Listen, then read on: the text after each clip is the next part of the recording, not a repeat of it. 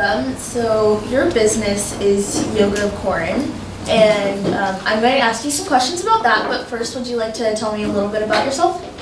Thank you for being here. Well, my name is Corin Stewart, and I am the owner or small business owner of Yoga of Corin, which is a mobile yoga instruction business. So I am yoga that basically comes to you. That's lovely.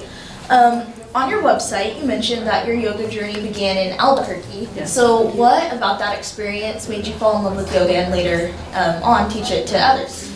Well, I took my first yoga class in Albuquerque. However, I was born in New Orleans and raised in Albuquerque. And that was about 10 years ago. So even though I had been practicing for 10 years, I've only been teaching a year and received my 200-hour certification.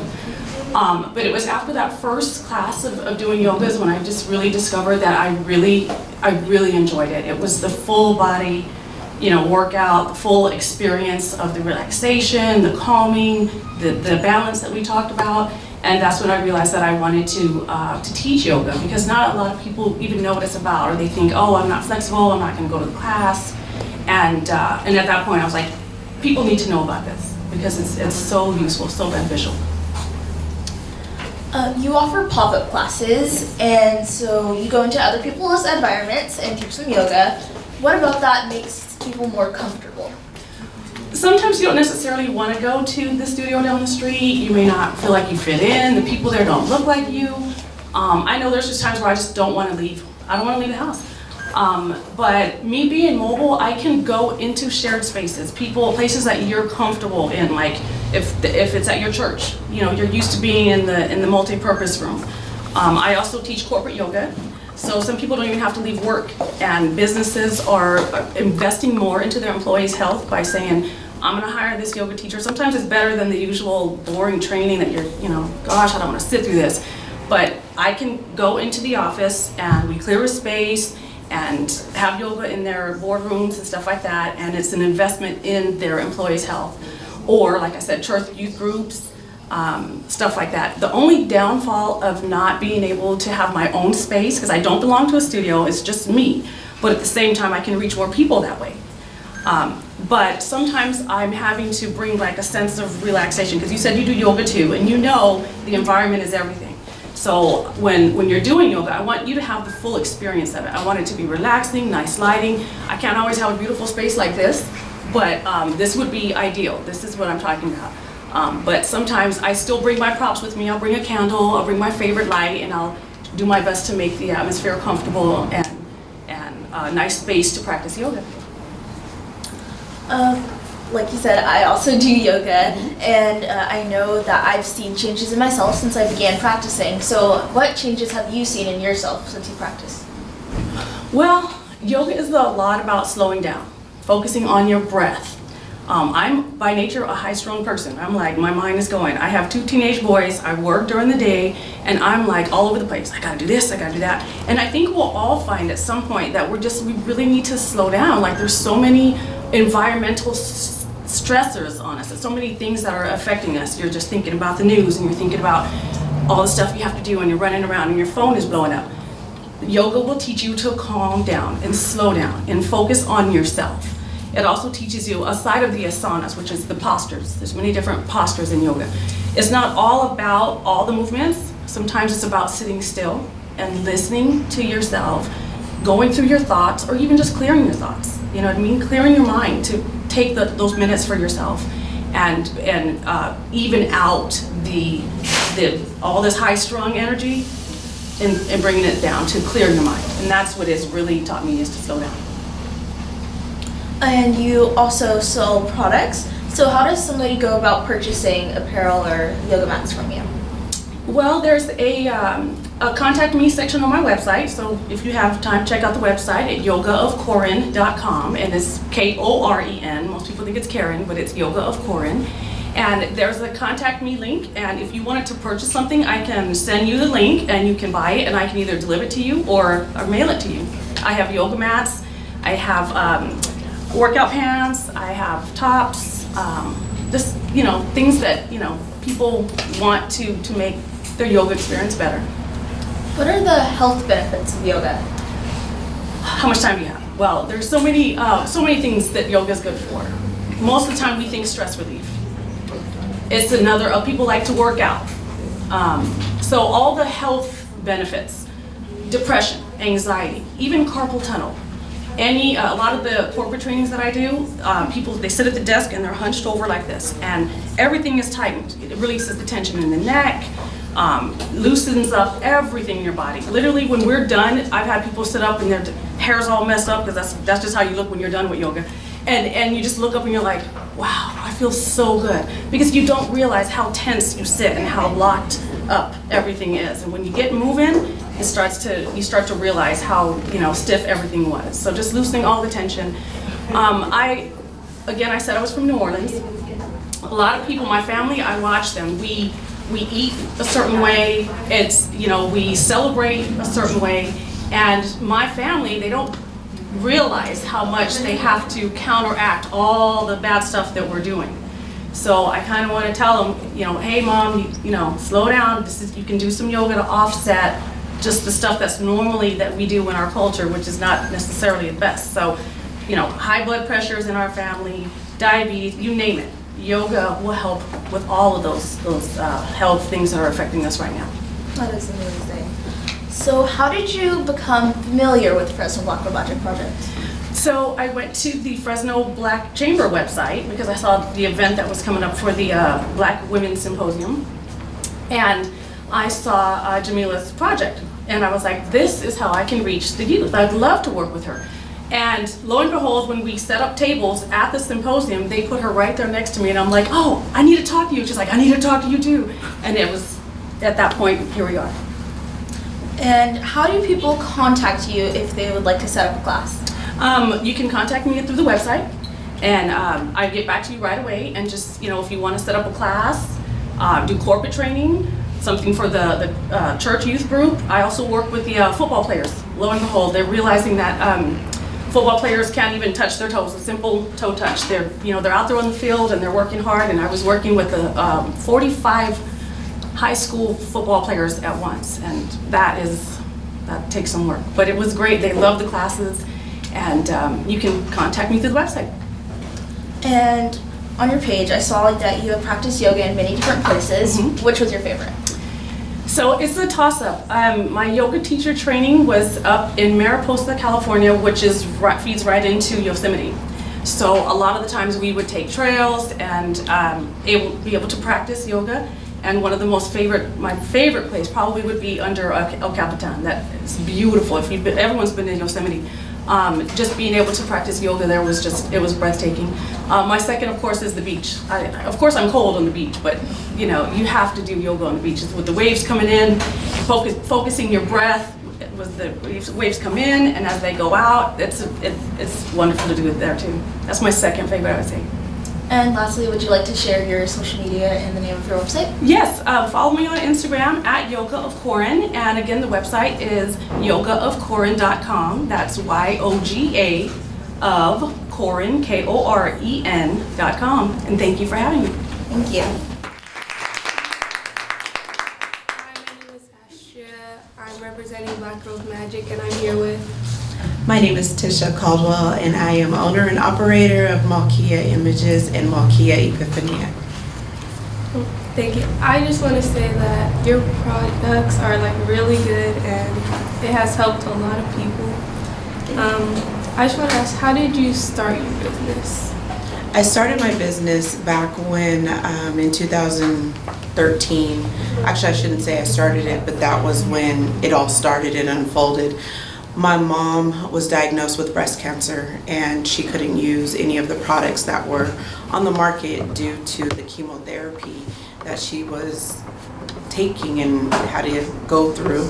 And so I went online and did some research and found out what oils would work best for her and her skin and not dry it out. And she had lost all of her hair, and I came up with a blend of oils, and her hair came back thicker and longer and fuller than it did before she first started chemotherapy, and we found out she had cancer. So I figured even though we may not have cancer, it's going to help somebody else. And so I started my business, and that's that's how I started. How did it make you feel whenever you found out that it was helping people? It made me feel very good because I have met several people with scalp cancer, with skin cancer, and in doing a lot of research, we find that there's a lot of stuff on the market that does have a lot of carcinogens, and it has a lot of cancer-causing agents in it that we are not aware of, that they don't tell us about, and they swear up and down that it doesn't have anything in there, when in actuality, not everything that says natural on it is natural. So with my products, there's no chemicals in it. It's all natural. I actually use a shea butter that comes directly from Ghana. So you don't find it here in the States. It is shipped from Ghana. So that is natural, the most purest form of natural, I believe. And how did you find that out, that it was the best way to help people? I found out that, again, when it comes to our skin is our largest organ on our body, and it absorbs everything, including what is in the air. So when we are when toxins enter our body from the air and we put lotion on top of that, we're trapping those toxins in. Not only that, we are absorbing toxins into our body from these lotions that have alcohol and other agents in it. And then we wonder why, especially in the African American community, we're coming up with cancers that we have never heard of before, we have never dealt with before. Scalp cancer, I've never really heard of our community having scalp cancer. So when I started researching and learning of these products that are straight from our motherland that have been kind of hidden, I tapped into that, and I knew that those were some things that would help us out, because that's what they use over there. They're not dying at a fast rate of cancer. They don't have skin cancer. They don't, their skin is beautiful. So why not bring it over here to the States and disperse it amongst our own, so we can support each other in that, and not have these chemicals being drawn into our bodies.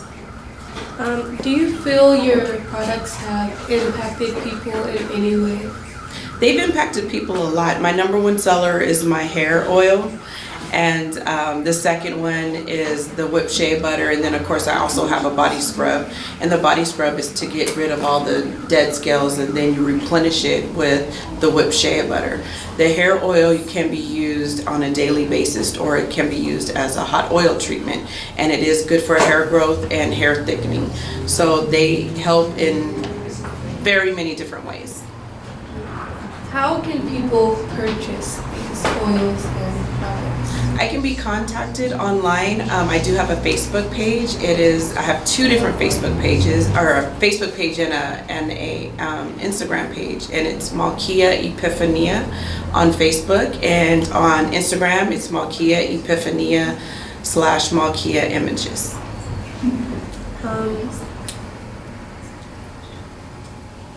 Why is this business important to you? It's important to me because I believe it's important to get knowledge out, that some of the stuff that we buy, and to be honest with you, Bath and Body Works, that we all love, is one of the worst products to use. We love it because of the smell, but if you turn that bottle over and look at it, you look at all the ingredients that are on there, and we can't pronounce half of it. My ingredients, you can pronounce everything on there. There's no additives to it. It is an all-natural product with no added anything to it. It just meshes all together, and that, I think, will help us out, not just our skin but our bodies also, because we're not absorbing unnecessary things that don't belong in our bodies. Is there any events that you have done in the past or are planning to do in the future? Yes. In the past, the Black Girl Magic Project was like my first event, and I loved it, and I've been a #1 supporter of you guys ever since. I wish that there was something like this for me when I was, your ages. This is a beautiful thing, a beautiful collaboration, and I plan on doing more in the future, staying connected with all of you and supporting all of you in anything that you do. So, I know that you make your products for other people. Do you use your products? I do use my products. Matter of fact, I am my #1 tester. If it doesn't feel good to me, I was like, it's not gonna feel good to anybody else. My daughter is also my tester. My daughter's hair went from shoulder length to mid-back now. And so as far as the hair oil goes. And so I do have other family members who test my products for me before I actually say, okay, these are good to sell. The next product I have coming out now is a beard oil that I've been working on for the last year. Since your business has started, do you say that you have achieved any goals? I have achieved goals. The first goal was to start my business. I was scared at first, and I was scared of the unknown and what people would say, what people would think. But then had a business, a best friend, my best friend, Will Jones, came along and he was like, you talk about this with so much passion. Why don't you just start it and just stop being scared and put yourself out there and do it? And so my encouragement for any of the girls and anyone else is do it. Just do it. Take that step. Take small steps. Small steps lead to big things. And don't worry about what other people say or what other people do. And get some people in your corner who's going to help push you forward, not take you backwards. How would you describe yourself in one word since your business has started? Passionate. I'm real passionate about making sure people get natural products.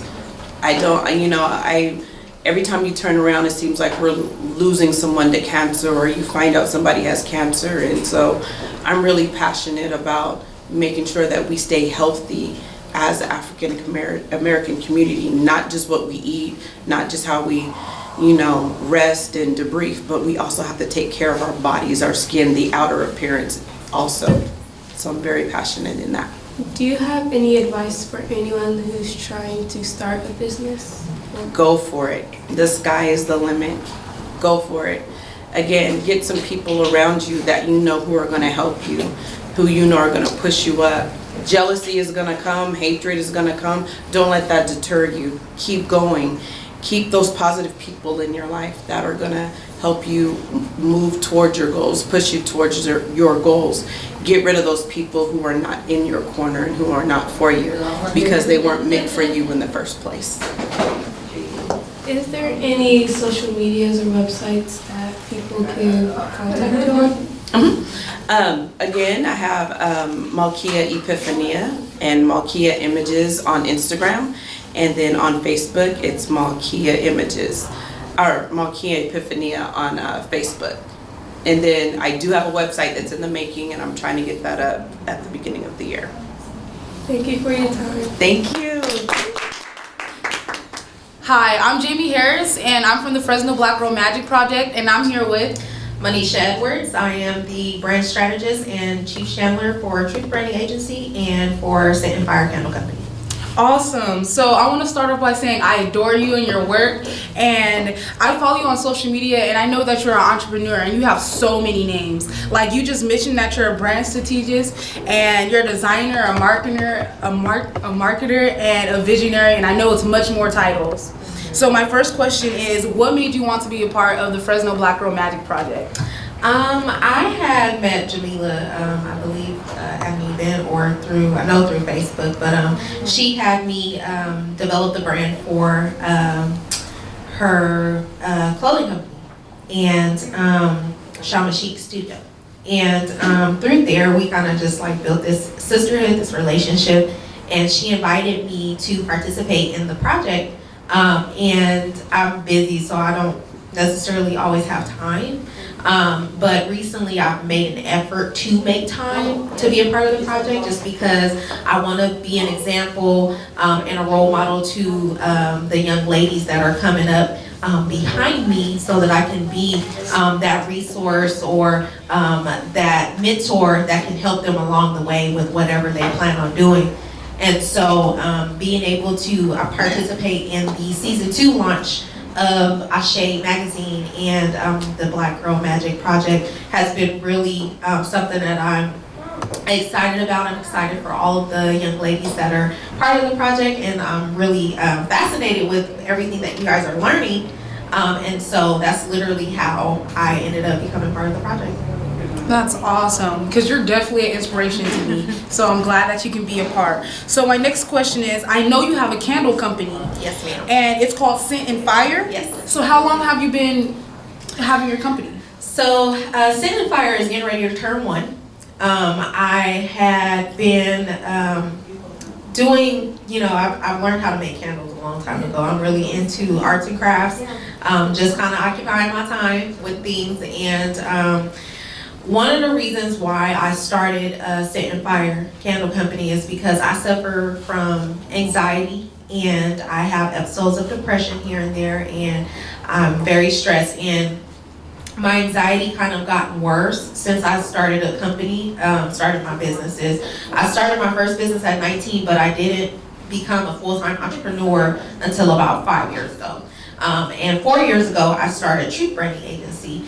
And while I love my clients and I love what I do, running a business is very stressful, especially when you're running it by yourself.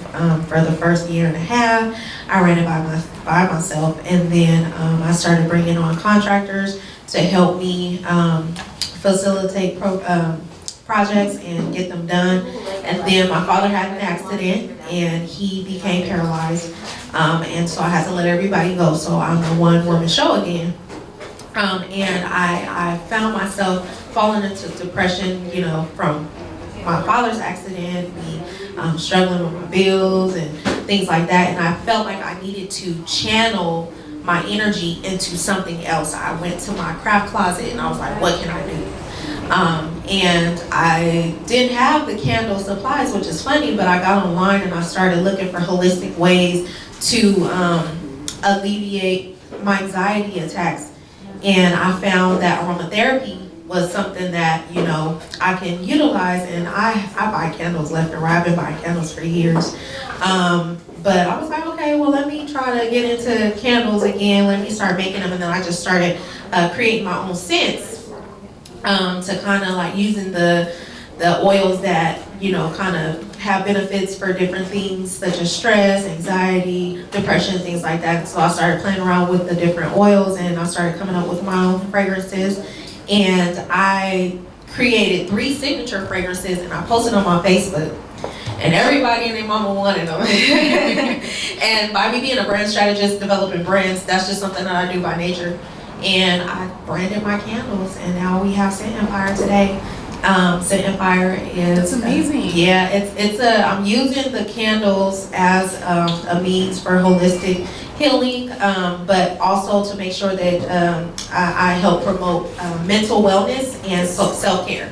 Because a lot of times, we are dealing with our day-to-day hustle and bustle, and we don't necessarily take time to love on ourselves. And I feel like even though it's something small, just literally lighting a candle, it can be the most relaxing thing that you can do for yourself. Get into a quiet room, light a candle, read a book, or just sit there and reflect or meditate. And not only do I have the candles, I have the room sprays, anything that is scented that will help enhance your mood.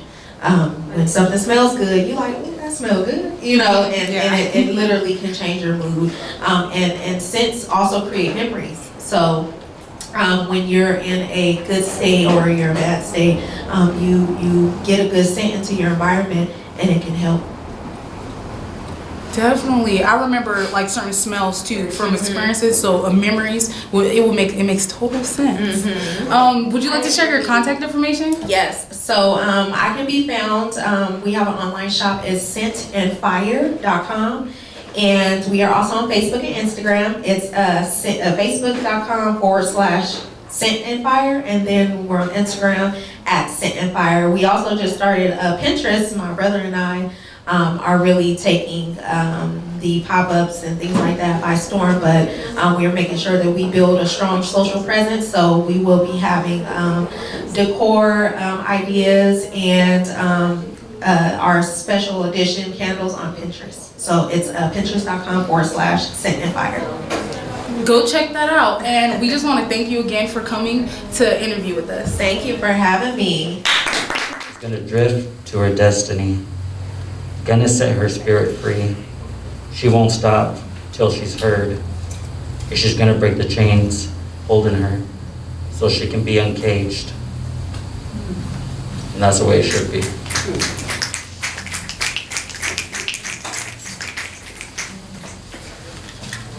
Your life is your life. Don't let it be gloved into dank submission. Be on the watch. There are ways out, and there is a light somewhere. It may not be much light, but it beats the darkness. Be on the watch. The gods will offer you chances. Know them. Take them. You can't beat death, but you can beat death in life sometimes. And the more often you learn to do it, the more lights there will be. Your life is your life. Know it while you have it. You are all beautiful and you are all marvelous. And the gods wait to delight in you. If you're gonna try, go all the way. Otherwise, don't even start. If you're gonna try, go all the way. It could mean losing boyfriends, girlfriends, wives, relatives, jobs, and maybe your mind. Go all the way. It could be not eating for 3 or 4 days. It could mean sitting on a park bench.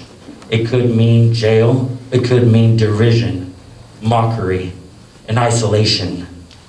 Isolation is the gift. All the others are a task of your endurance, of how much you really want to do it. And then you'll do it, despite rejection at the worst odds. And it will be better than anything else you can imagine. So if you're gonna try, go all the way. There is no other feeling like that. You will be alone with the gods, and the nights will flame with fire. So do it. Do it. You will ride the light straight to perfect laughter. It's the only good fight there is.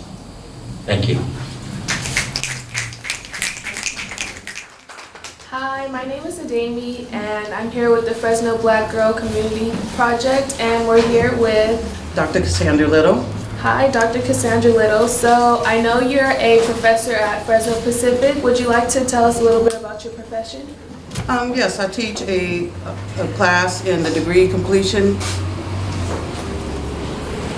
program and with social work. And this semester right now I'm teaching a research class. Okay, what made you want to go into this profession? I think I've been a teacher my whole life. I'm the oldest of 5 sisters, and I can remember even being young and wanting to play school, and that's what we did back in the day. We didn't have video games. So play school, and I would always be the teacher. So it's just been something that's been natural for me. Okay. I know you have your own organization called CARE. Would you like to tell us a little bit about that business? Yes, CARE is a new venture for me. I'm what you call a serial entrepreneur. And with CARE, my whole goal is to kind of educate, empower, and encourage people, individuals, communities, and businesses to kind of reach their highest potential. So I do consulting and coaching. Okay. What made you want to start this business? Well, it's one of those things where, teaching, which I love to death, but I have this thing where I get bored. And so I was like, okay, what can I do? And I like to earn money. So I can kind of maximize all, use some of the free time that I have and maximize all the skills that I have. Like I said, I'm a teacher, and teaching comes in a lot of different forms, right? And so I was like, okay, well, I'm gonna do coaching and consulting, because I can do that on my own terms, and I can pick projects in the community that I know will benefit from my skill set, and so here we are. All right. When will your Friends Project through Metro Black Chamber be launched? Oh, yeah, the Friends Project is a close project to me, and I'm doing it in collaboration with the Fresno Metro Black Chamber of Commerce. And that project is focused on assisting people who have been system impacted, who have had any kind of interaction with the criminal justice system that are 18 and over. And through that program, we're going to be teaching entrepreneurship skills. It's going to be a very intentional and I think very empowering project for young people, particularly. That's the crowd that I really want to embrace, to be a part of. And so that's going to be launching in the first week in January. Okay, I know you're very passionate about your writing and poetry. Can you tell us a little bit about that? My writing and poetry, man, let's see. Let's stay specifically on the poetry part. But poetry, I've been writing since I was young. I grew up in East Palo Alto, and I was raised by my grandparents. My mom and my dad both were had challenges with substance abuse, so my sisters and I went back and forth a lot. So writing is what kind of kept me centered and focused on dreaming of a world outside of my reality at that time. So it impacted me then, and even now, writing still puts me in a place where it's like, okay, you know what, I can do this. I can do what I need to do in this world, and what I came here to do, and what I'm here for. So my writing is by far the most, I say, nurturing, loving thing that I can participate in. Okay, and how can the community get in touch with you and reach out to you if they want to read your books or poetry? Currently, right now I'm getting a website built, but I can be contacted like through email at cdlittle2011@gmail.com. I'm also on Facebook, and under Sandy Little. I can be found on Facebook. Okay. Well, that wraps up our interview. This is Dr. Little. We are live and welcome back. What we wanted to do was raise your awareness about a campaign that we are doing, Black Girls Do Yoga. And so the person who has kicked off this campaign for us is Yoga Corinne. She has donated the first 2 yoga mats. And on this train, we need 20 yoga mats in turquoise or purple, please. Okay? Thank you very much. And let's give it up again for Ms. Yoga of Corinne. I know that's Thank you so much for being here. Thank you for having me.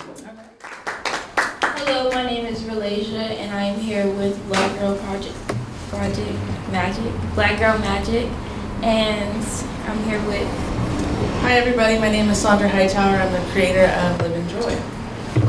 Okay, so today I'm going to ask you a couple questions, and I'll be happy if you gladly answer.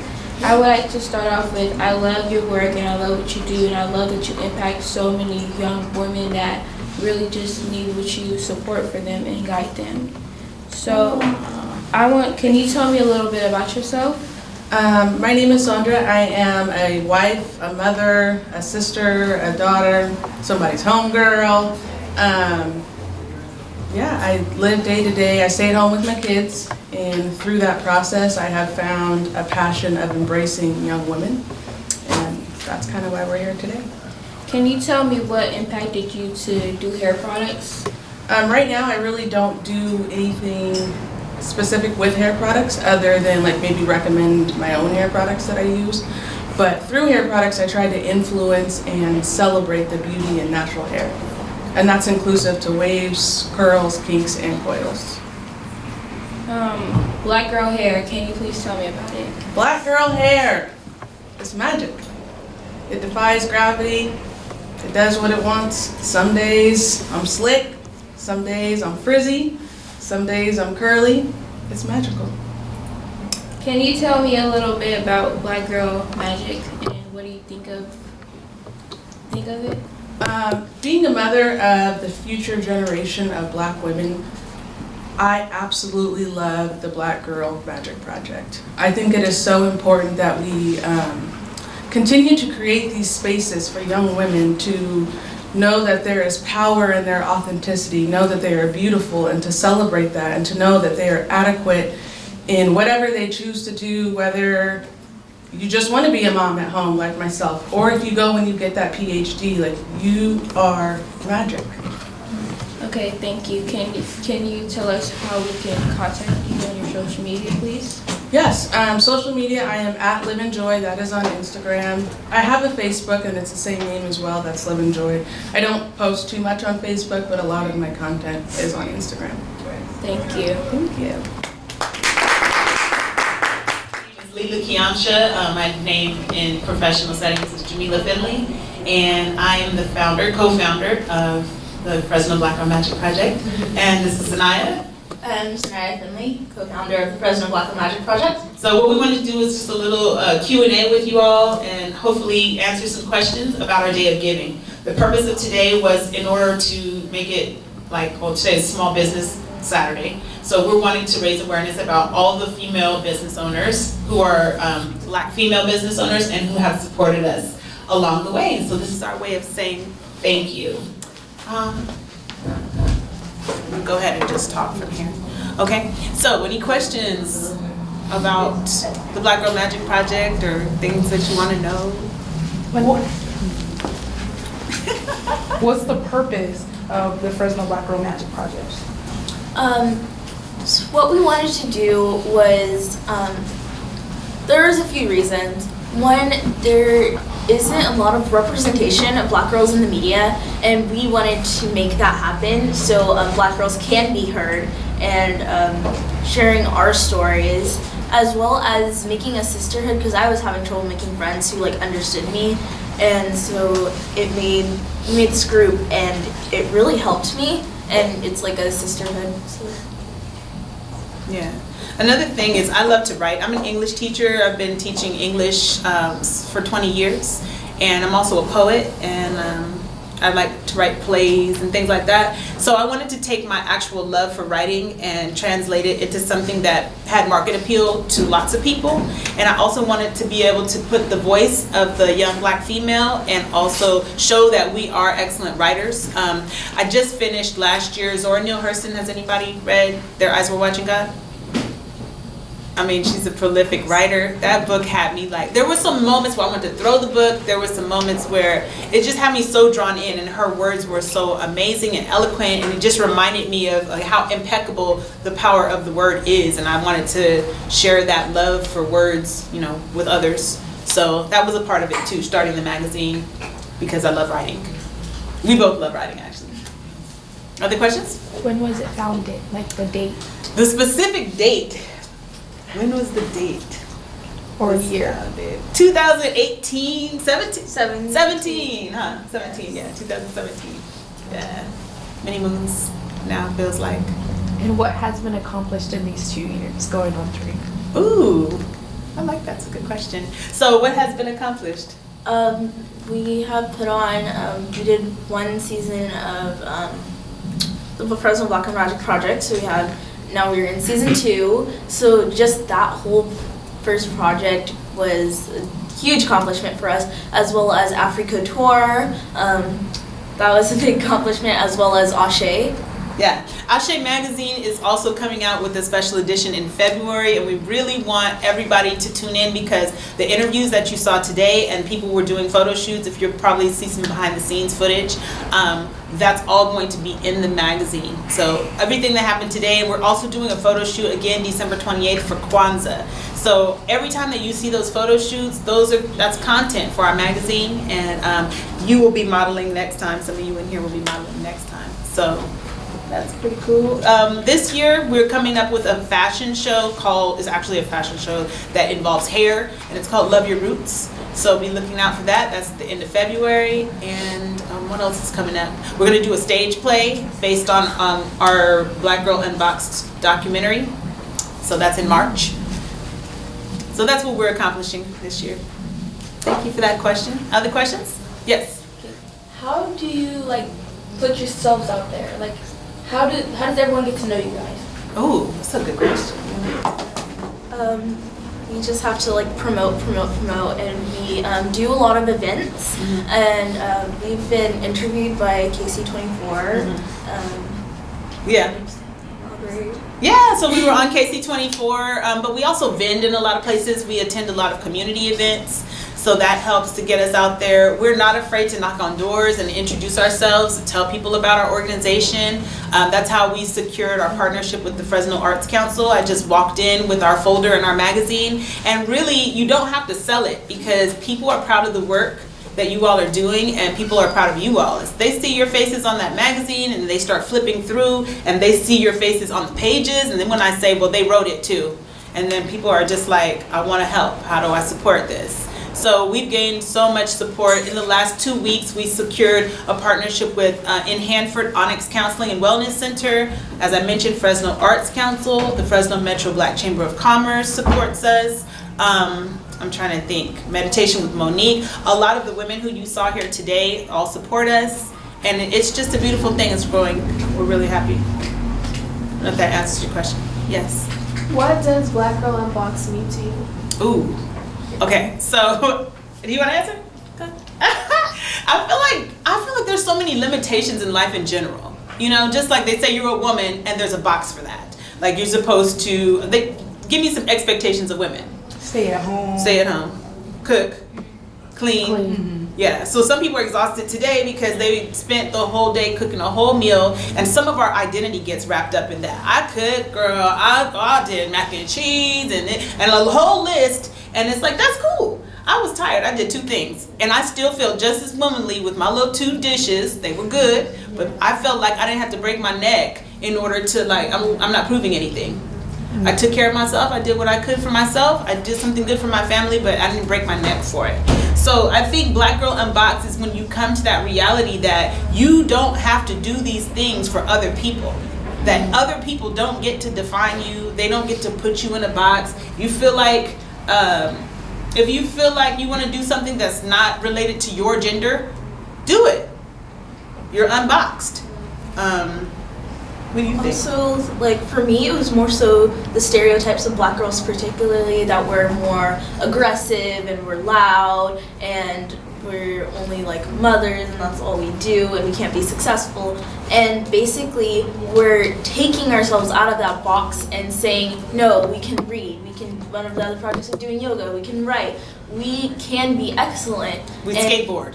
Yeah. I can't, but some people do. Like, it's just taking us out of that box and showing the world that we are more than the box that you put us in. Right. Yes. Also, we're not your possession. You know, because like when you have an unboxing and then they get to judge you, you know, like have you watched unboxings on tutorials, like for you, not tutorials, but on YouTube, the unboxings and stuff? Mm-hmm. And it's like people have these expectations and then they get to judge it like, oh, this was not what I was expecting. I'm unboxing this. And I feel like that happens with black girls sometimes. It's like they'll meet us for the first time. They already had expectations of what it was going to be like. And people are always surprised if you're polite.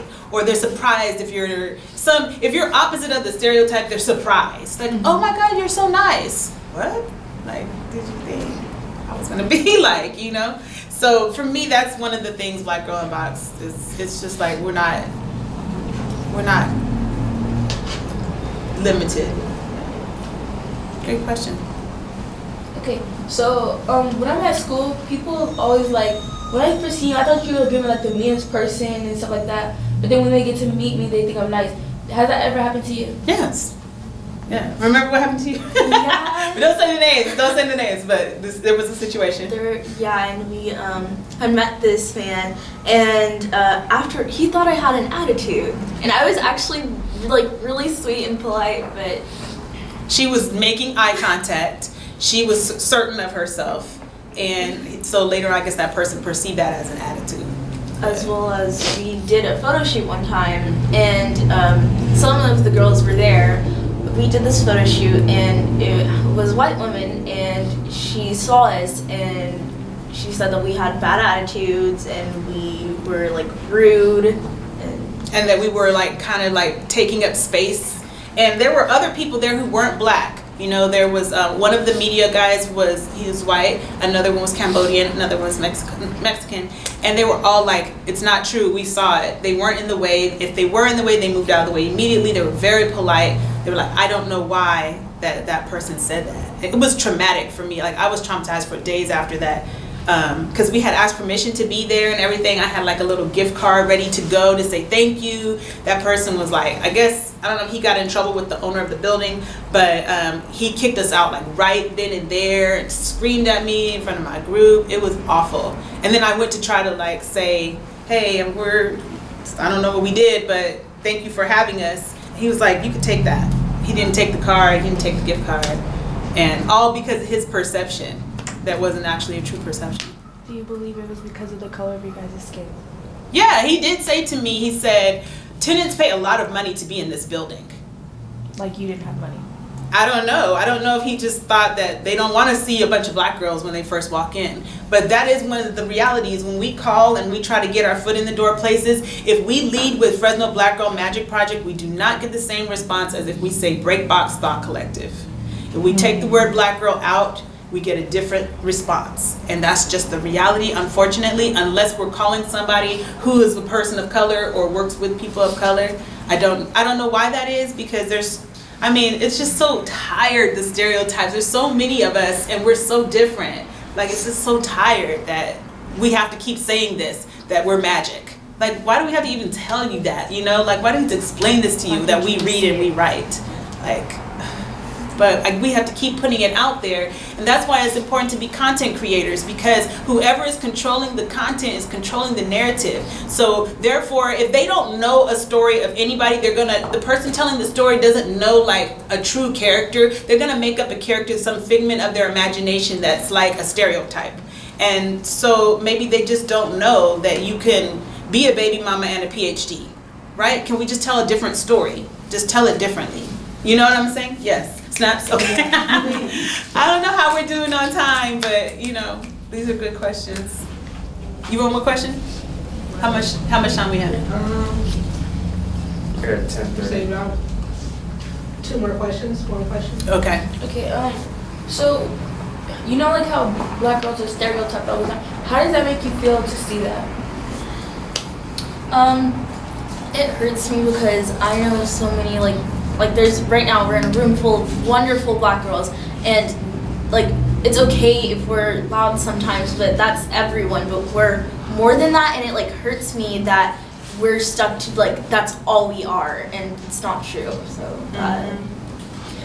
I agree. Yeah, I am enough. If I'm loud, I'm still enough. If I'm ratchet, I'm still enough. Like, I don't care. Like, really, the stereotypes, I'm tired of having to live above a stereotype. I'm human. If I have a bad day today and you want to judge me as that's typical black girl, that's on you. That's not about me. That's about you and what work you need to do with yourself and your judgments of other people. But for me personally, like, I'm just tired of trying to live above a stereotype. I just want to be my authentic self. If I'm late today, I used to be like, oh, the shame of the world, I'm late. Black people are always late. Like, if I'm late today, like, maybe I just did the best I could. I got here, but I'm not going to carry the burden of the race on my back by trying to always live above somebody's expectations. So hopefully they'll take time to get to know you and find out the quality of the person that you are, and that will be enough. And that's where your value lies. Yes. At any point in your life, were you like so caught up with the stereotypes that you was like, okay, yeah, that's me? No, I actually, because my mother and I were like well educated. I went to Manchester, which is a gate school, and so I got a lot of like from the black community too. Oh, you act white, and like stuff that I fell under the stereotypes of what a white person are, which was for some reason people believe that to be superior, and so it sort of forced me to be like try to act black or whatever, but I'm just gonna be me. It's not. Yes. I'm trying to be anyone Yeah, I'm it's okay. not. It's enough.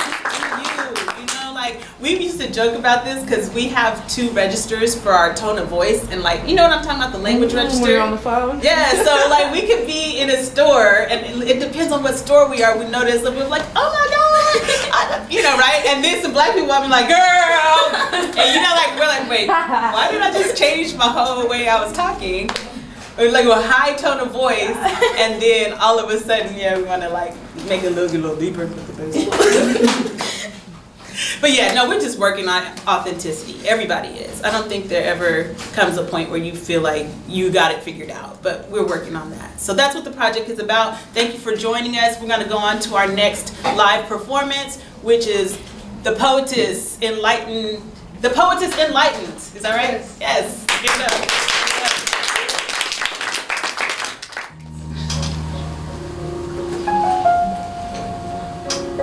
Hear me now, hear me out, I don't know what life's about. I've been trying to figure out when my lunch will give out. I've been traveling through a maze, racing through the days, searching for my antidote to take my blues away. Seem like everybody got something to say, but don't ever get on your knees to pray and talk to God and thank Him for the day and hope you make it to the heaven's gate. Wanna go outside and look up to the sky and never have to worry why the children cry. And why the good must die. Feel no pain inside, no more lonely nights. Stuck in my head, stuck in my ways, too afraid to bend. So blessed to be here because I'm heaven sent. So every day I get on my knees cause I gotta repent. It seems like everybody got something to say, but don't ever get on your knees to pray and talk to God and thank Him for the day and hope you make it to the heaven's gates. So you can hear me now. Open up your heart and think clearly now. Your body masks your face, but the truth comes out. So you can see it now. If you can hear me now, open up your heart and think clearly now. Your body masks your face, but the truth comes out. So you can see it now. Look above the sky. Someday will I. Learning time. So you can hear me now. Open up your heart and think clearly now. Everybody masks their face, but the truth comes out. So you can hear me now. Above the sky, someday will I. Learning time. That's it. We are here and we want to announce how we're doing with our pledge-a-thon. We have currently raised $730. Woo! But we need your help. We need you to go to Instagram, Fresno Black Girl Magic Project. Hit our link in the bio and please donate. It is the season to give. If you are so inclined, we are trying to reach $5,000, and I'm gonna be honest, I get salty because sometimes I see people do fundraisers for tattoos, and they meet their goal. Or they'll do their fundraisers for something else that's kind of random, and I'm like, that's a worthy cause. But they made more than their goal, and it was something that was like, why? You know what I mean? But this is something that not only supports the girls in the program, but it also supports the community of Fresno. We're uplifting businesses. We're uplifting community organizations. We are connecting with other organizations and partnerships. We're trying to raise awareness about mental health. So when you're giving is actually doing more than just touching girls 11 through 19. Your giving is touching Fresno, and especially the way that we perceive Fresno, because a lot of people will say, oh, there's nothing to do in Fresno.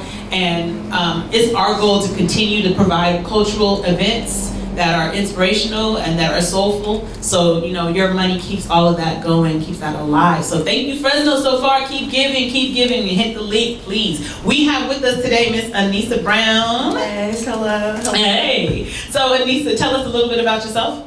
My name is Anissa, and I am currently a senior at Fresno High School. I will be graduating in 2020. Yes. Congratulations. Thank you. I've came a long way from always struggling with insecurities, and honestly, Black Girl Magic has boosted my confidence, and so I want to thank you for that, and I want to thank you all for doing that and helping me in my journey of learning who I am and my rites of passage. So thank you. Thank you for doing your work. Yes. You only get there if you do your work. So yeah, cool. So tell us a little bit about your experience with the Black Girl Magic Project. Like, what stands out most to you in your memory? What stands out most to me, what we're trying to donate for is the camp that we were at Wonder Valley last year. So I was looking forward to that this year for season 2. what really stands out to me is how we've come like so together, like, and how much little time, like you can literally walk in and we'll greet you in and we'll make you feel acquainted with each other. I really like that. So that's what really has helped me with this program, because like at times I don't feel like myself and I don't fit in, but with this community I know that I fit in because I'm not the only black girl in the classroom, like, you know, in front of everybody. So I really just love this program in particular, so, and I just want to thank you for that. Ashe. Yeah, thank you. I like the fact that, you know, whatever she says kind of resonates when sometimes people talk and you can find it relatable. And so what we wanted to do was ask, you know, the audience if you all have questions for us. I'm gonna ask her a few questions myself while y'all are thinking about your questions. But tell us a little bit about Africo Tour. Was there not a picture or some art that somebody did of you from that event? Also, when we were there, when we were modeling and stuff, yes, there was an art piece in a gallery. Actually, it was downtown, and it was a little piece of when I was standing and I had those high boots on. Yes, I had those high boots on, and I was like, I'm a superstar. Yes. That's how I you felt. looked like you were all in the moment. So she included that in a quilt, a picture of a quilt. So she had made that. Yeah. It wasn't particularly of me, but it was the piece that I was wearing. Right. It was you in the corner, but like a bigger picture. Yes. Yeah, that's an honor, right? Yes. Yeah. So tell us a little bit about Africo Tour. Like, what was it for people who don't know what Africo Tour? Africo Tour was a modeling experience that the girls around me were able to be in, a part of. A lot of people were encouraged to come out into it, and we probably surpassed our limit of how many that we were supposed to have. But it was wonderful. It was to showcase not only who we are and our roots and who we have been becoming, but also to showcase like our hair and our clothing. And it's okay like to not fit in as a society. We can make our own society. Right. So that's why. Yeah. That was beautiful. The community came out, and what she's talking about is that we were at capacity. The community came out. We had a global market. People were shopping for cultural items. There were cultural items on sale. Items like, you know, earrings, jewelry, T-shirts, clothing, like outfits, things like that. And then we had live performers, and then of course the girls got a chance to model high fashion apparel. So Amatula Jacobs, her stuff has been in Italia Vogue magazine. So she's like a renowned designer, and they got to wear her pieces, clothes for the soul out of the Bay Area. Some local designers, Rhonda Kelly, Shama Chic, they wore some of Shama Chic stuff. Deidre Curry, House of She. So there was just something for everyone, and I think that was the fun part. And then we, of course, had a dance, which I felt like I was doing most of the dancing. I wanted to see more people dancing. Maybe this year more people would get out there and dance. And then we had the after party as well. Yes, the after party was fun. So socializing with everybody in the community. So yes, that was great. Awesome. So you're an athlete? Yes, I'm an athlete. Tell us about that. I play volleyball, I play basketball, and I run track. So I've been a part of the athletics since I was a freshman, and I've been on varsity for volleyball since I got moved up my sophomore year, and then I've been on basketball since my junior year last year, and then track all 4 years varsity. So it kind of just helps me stay in shape and to be able to meditate within myself, and it releases so much of my bad thoughts and my energy. So yes, and that is important to, as all of our athletes, we know that is important to keep our body in shape and to eat the right foods and stay like connected, you know. So. Right, yeah. I want to give a shout out to Black Girls Run, because Black Girls Run is definitely a huge supporter of our organization. They were going to be here today, but they were unable to make it, but they send their love. So shout out Black Girls Run, Run with Jazz, Kalila Bailey, Parrish Bailey, I think it is, and who else? I'm So Racy. All of those people on Instagram, shout out to you all. And so I want to open it up now to the audience if you all have questions for us. What inspires you both to, you know, get up and, you know, get to this program, get to this project? honestly, I would say just like the people that aren't like as connected in the community of having friends or having that family to go to, because I know some holidays aren't the best for people. So when they had that Girls Giving thing, you know, that's just a way to connect in with the community and not just be alone and feel alone. So I feel like that's what this program really teaches us, is to step out of our comfort zones and to live with others and not just live with ourselves. Yeah, absolutely. I think the village philosophy is something unique about our program, because anytime you come, it's not just your peers. You meet older women and they're so down to earth. You know, when I was growing up, I always felt like the kids are over here and the grown-ups are over here. And it's like, maybe you could approach if you were related to somebody over there, but for the most part, stay in the kid's place and don't mix in.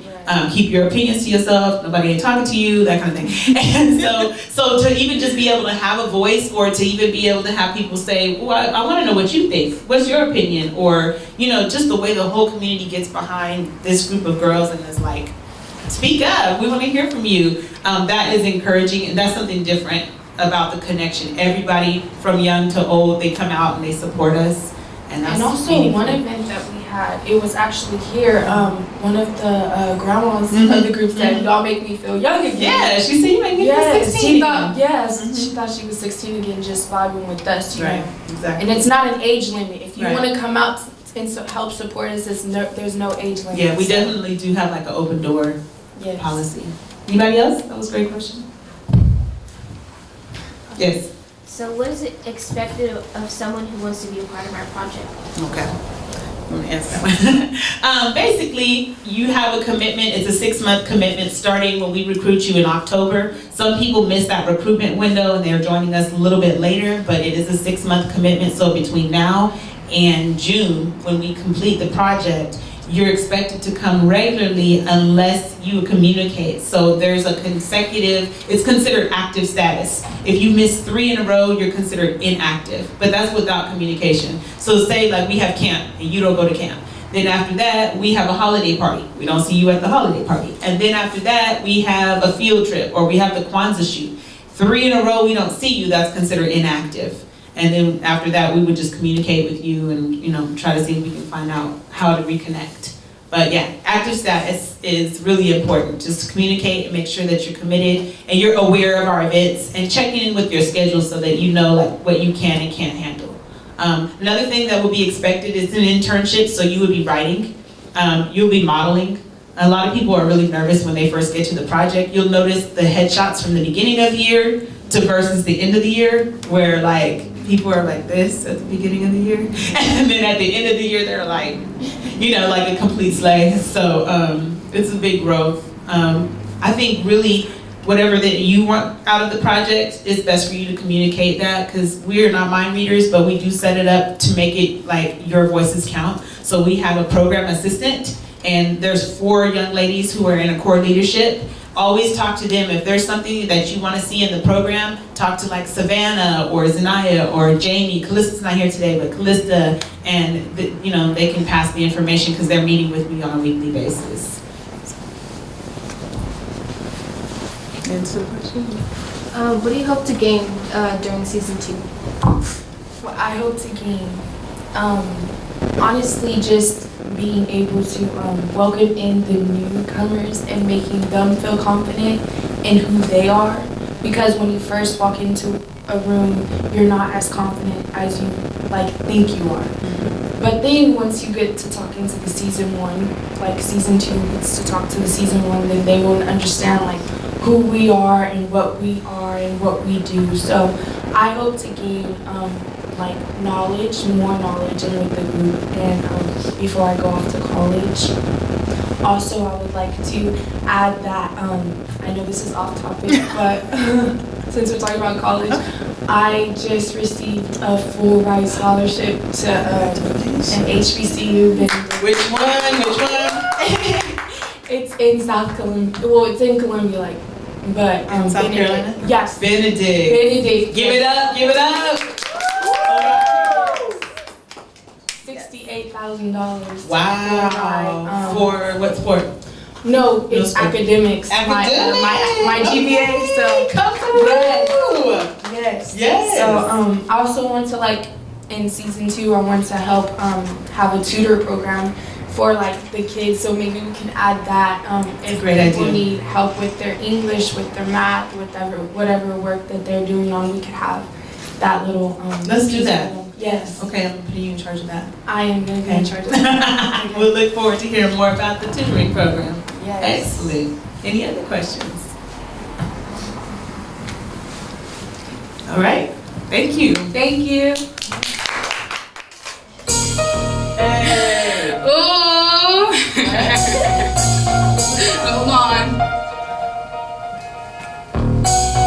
Wait. Wait a minute. Who? Who are you? Well, let me tell you. It's Jay Simone. They ain't hearing me.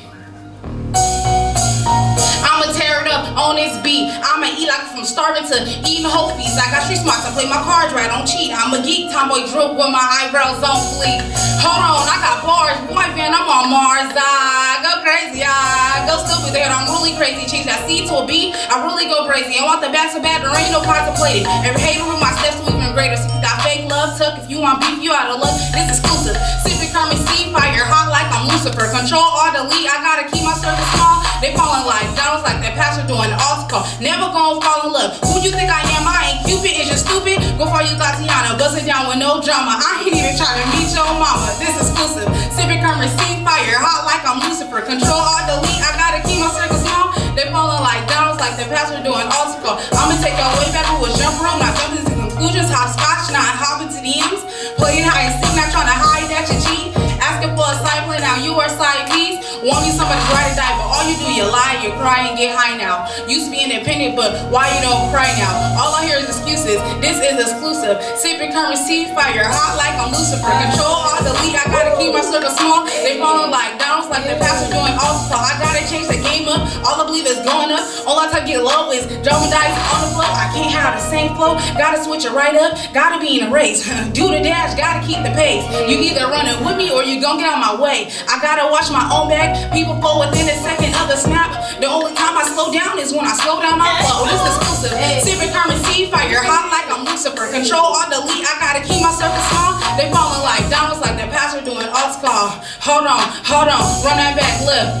This exclusive. Sipping currency, fire hot like I'm Lucifer. Control or delete. I gotta keep my circle small. They falling like downwards like the pastor doing altar call. That's right, y'all falling out, period.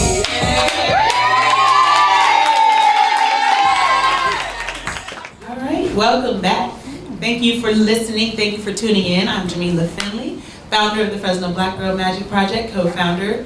And I would like to introduce you to Relasia. She's here with us today. Relasia is new to our project, and I just want to kind of talk to her a little bit and then get some audience feedback. Also tell you some things that are coming up, so stay tuned. Thank you for joining us. Relasia, how you doing?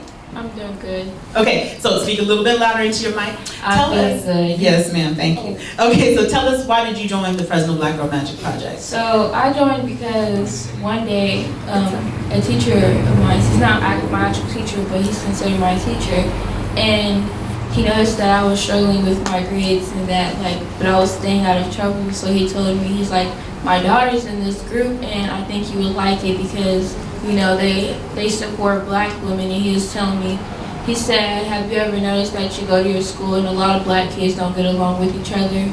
And I was like, yeah, that's actually true. He said, well, this is not the case. This is a bunch of black young women getting together and representing each other, being a family and showing what they can and don't have to be.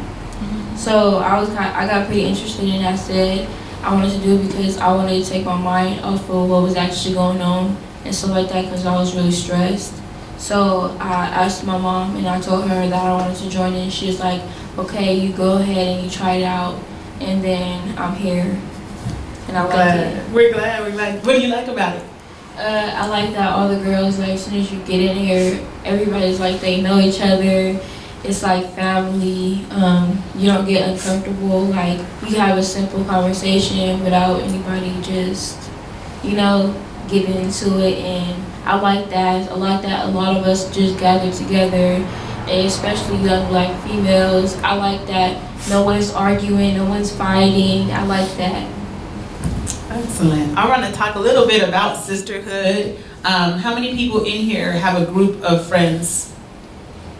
You hang out with? Okay, cool. How long were those relationships, like the longest friendship you have? Kindergarten. Kindergarten, okay. Like your squad, how many years you got? 2 years. 2 years, okay. Anybody else? You and your day ones, how long? 9 years. 4 months. Nice. almost 6 4 years? 9 years. 6, 7 years. So what's the longest? 9 years is the longest? 9 years. All their lives, they've been friends since 8 months. Oh, since you were 8 months old. Wow. So how do you guys nurture your friendships? I think communication is really is key, and just having empathy for each other and being there when we need each other. Yeah. That's important. That's super important. You want to say something about it? Yeah, it's kind of crazy because I've known JP all my life, and we didn't reconnect until middle school, because I moved away and stuff, and it was crazy that we were still able to become best friends like we used to when we were little. So yeah, just being able to connect emotionally and supporting each other, and yeah, That's beautiful. Yeah, the communication, the support, we all need that. What about conflict? How do you handle conflict with your friendships? That's the easy one. Me, because like I always say, if you're on my train and you want to stay on it, stay on it. But if you don't want to be my friend, then leave my train.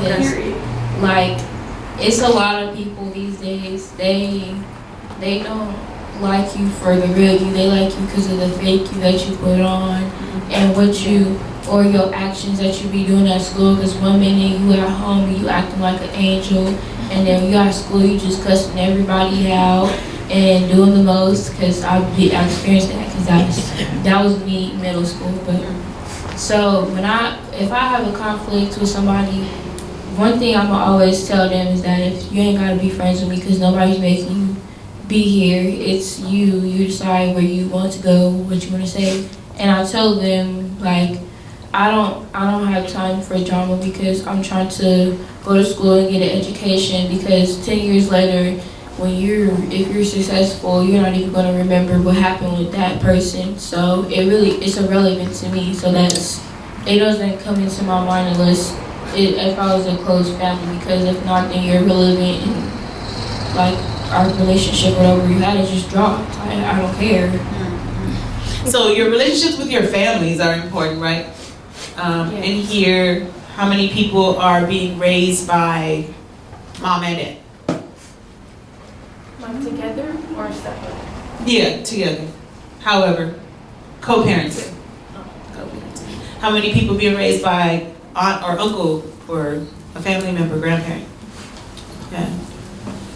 How many people are being raised by somebody who is a guardian, but not necessarily their biological family member? Yeah. So you know how all of those family relationships kind of affect us and how we show up when we come in here together. Sometimes things are going good with your family, sometimes things are not going as well with your family, but we create safe space for each other by just checking in. So one of the things I want us to begin to do when we get together is when you hug, hold the hug for just a little bit longer than you feel comfortable with your sister. So for example, my son talks to me, he's 2 years old. And he's one of those people, you don't have to go this far, but he's one of these people who likes to put his forehead on my forehead, looks me in my eye, and he doesn't have to say it, but I know he wants me to know I'm loved. So I'm not telling you to do Eskimo kisses, put your foreheads together or anything like that, but I do think there is some healing in a hug, and a real hug. And so I want you to, when you get to know each other better, greet each other with that hug, and you can tell when somebody's going through it, because if you stay in the hug long enough, sometimes they'll break down. If they really need that hug in a certain kind of way, they will be I needed that. They'll let you know. But if you do the fakeness, then you can't really get to that healing space. So you're so quick, tap out. You got to stay in that hug. Because it may be something you need for you, or it could be something they need for them, but just give that time and that space. And I want us to agree to that. When you get comfortable, I want you to agree to that. And then also, I want you to agree to this as well. Ask your sister, are you okay? Are you okay? I have a button on, it's this one. it says it is okay to not be okay. So yeah, you don't have to come here to this space and make it seem like you've got it all together and everything's going well. It could be a day where today is the day that I might cry. I'm probably not gonna say a lot today. That can be okay. It's a day where I'm here, but I just don't feel great. That's fine. So be comfortable in like knowing that you can be that way here. You don't have to, this is not where you go, I'm leaving my problems at the door and I'm just gonna put a smile on. Like you could actually just be real. If it's a bad day, you could just tell us it's a bad day and we'll hold space for you. All right, cool. The other side is a funny button. I can't, does somebody read it? It's small. Woo. Me, all is well today. Anxiety, you sure? Yeah, so like for me, another thing you should probably know about me is I have really, really, really strong anxiety attacks. And if you've been around me for big events, you'll know like I try to plan as much as I can in advance because my anxiety will be terrible on the day of the event to the point where I can't concentrate, like I can't hear you talking to me. And it feels like I'm underwater. If you're trying to ask me something, I will be like, but I really can't hear nothing you said. So that is one of the reasons why mental health and wellness is a big part of our program. We try to give you coping strategies through meditation and through yoga. And this year, everybody is gonna get a yoga mat. So we wanted to bring attention to these donations. This is from Yoga of Corinne. She donated the first 2 yoga mats. If you're out there and you're listening and you wanna get involved, you don't know how to get involved, we need 18 more yoga mats. Because there's about 1, 2, 3, 4, 5, 6, 7, 8, 9, 10, 11, and that's only who's here right now. All of us are not even here. So, yes, yoga mats, please. We need 18 more. And our colors are purple. If you notice our shirts, I'm not wearing one, but she's wearing one. Yes, purple, please, if you can. Yoga mats. Because what we want to do is begin our time together with meditation and grounding. And also, whenever you leave, you take your yoga mat with you. That becomes a part of your practice for your own mental health, the way you can calm yourself down, the way you can like start your day, or if it's a long day and it's the end of the day, you want to relax, maybe you can do your yoga practice. All right, what do you think about that? I think it's a good idea. Yeah, something neat, something new. Yeah, something fantastic and different outside of the box. Yes. What do you think about the Ashe magazine? Did you get a chance to see it? Yes, I did, and I thought it was fantastic because I go to the doctor's office and I don't see a single black person in the magazine, and I look at it and I'm just like, where are the black people at? I'm for reals. So when I seen the magazine, I said, this is beautiful, and I'm pretty sure the white people was hating when they seen it because look, it was fantastic. It was better than whatever you see in the doctor's office. You know, actually, white people are really supporting it. Like they're giving us mad love. Yeah, I was surprised. There was this one lady I want to shout out at Sidalicious on Instagram. She bought a magazine and she wrote a review on it and posted it to her Facebook. It was on 4 steps. What was your article? 4 steps to loving yourself or loving your beautifulness, something like that. Loving your beautifulness. Yeah, it really resonates. That's the neat thing about what we're doing. It resonates with everybody, just on a human level. It resonates. So that's dope. This is a magazine, if you haven't seen it yet. This is Ashe Volume 1. We're coming out with another special edition issue in February, and then we're doing another issue for June, Volume 2. So, yes, cop your copy. We're down to the last, how many? I think there's 10 left. There's 10 left. We've circulated 200 pieces, so that's really cool. We have 200 pieces in circulation. All right. All right, so I'm gonna wrap this up. I wanna take a few more questions. Does anybody know about the Georgetown Law, the study? Anyone know about it? Aware? Can anybody articulate about it? Or push out the criminalization of black girls?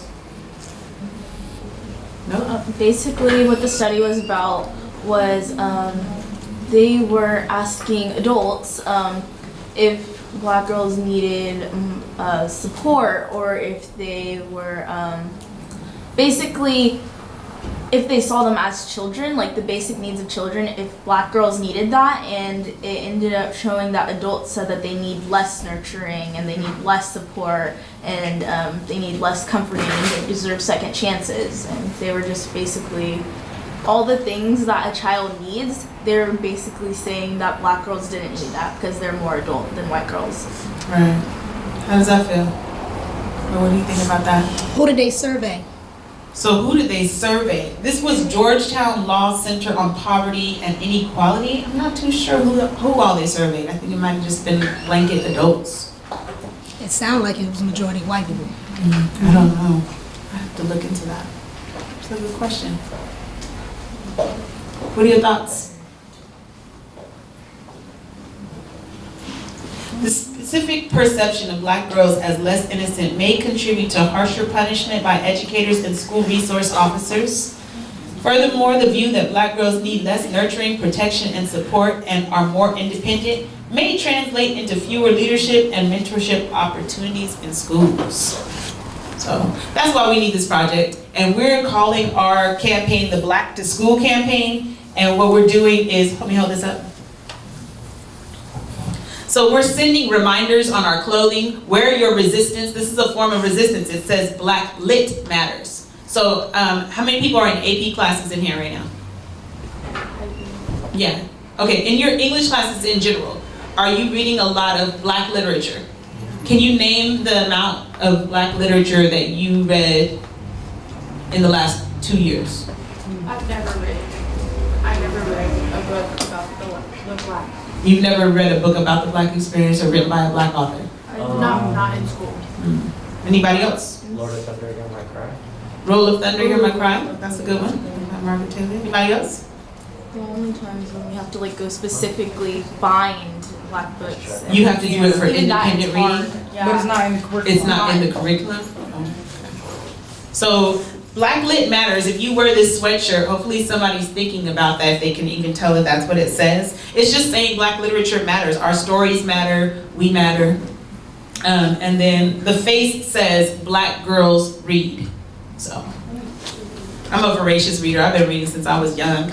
So, and I love to read. Only reason why I don't read as much now is because I'm a mother of 4 and I don't have as much time. But I love to read, I love to write, which is what this one says. So our other merch is Power to the Pen, Black Girls Write. So you can see right here, Power to the Pen. And then it's the Fresno Black Girl Magic Project. It's a really cool hoodie. And we have one other one that's like this, but even cuter, but it's sold out already. But it's really soft on the inside. So for anyone who wants to support, those are all ways that you can support us. The yoga mats, you can support us with the sweatshirts, you can support us with the magazine. Or if you want, you can just head on over to our link in our bio on Instagram, Fresno Black Girl Magic Project, and GoFundMe is there. And we're up to we're up to a little over $700, and our goal is $5,000. So we got to keep sharing that. Thank you so much. We're gonna take a break. But yeah, because like I've been a writer since I was y'all age, even younger, and so I haven't been inspired to perform lately, and y'all just gave me all the juice. All right.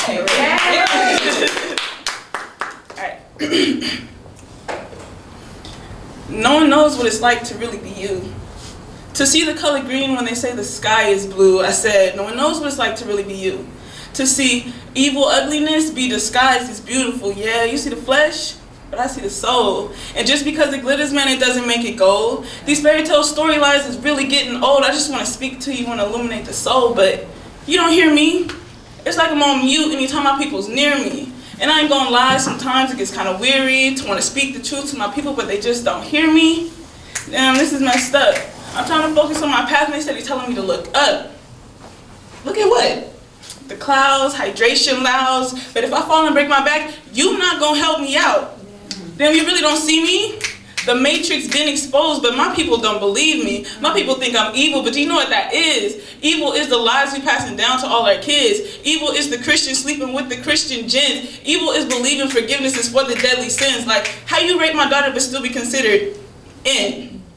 The pearly gates of heaven are described as pearly whites, and when we're talking about the Savior, ain't no niggas here in sight. Their heaven is not for you, but there's heaven in you. I'm just trying to lift the veil to help you see through.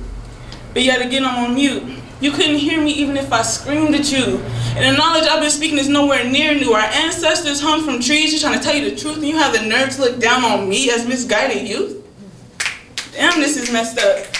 But just my luck. To be born with a vision too many aren't given. Just my luck. To be living on fast forward while my people is on pause, yet stuck. Damn, this sucks. Out here, all alone, even when amongst many. But nah, I don't want your pennies or your pity. But damn, I wish you could at least hear me. Mute. Yes. Hello, I'm Jamie from the Black Girl Magic Project, and I'm here with... My name is Monique. Hi, Miss Monique. So firstly, can you start off by telling us a little bit about yourself and what your business is? Well, I have been mindful about being black all of my life. As you have looked around this room, you can see that I am of a more mature generation. I am of the 70s era when it was prolific to be black and proud. I remember when that came out and I thought, oh, it's about time somebody recognized that. So that's a little bit about me. I've always been Afrocentric. So your name came to me as Meditation with Monique. Yes. So in your everyday life, in your personal life, do you practice meditation? Absolutely, I practice meditation. It is an essential part of my wellness. I grew up in a fairly traumatic household, and part of that was, I'm going to call it hypervigilance, being overly active or aware, because it was a form of like protecting yourself. So mindfulness is a way for me to bring my mind back, to stay in the moment. I tend to, as a result of that, look down the street with anxiety, or look at the past with some form of depression.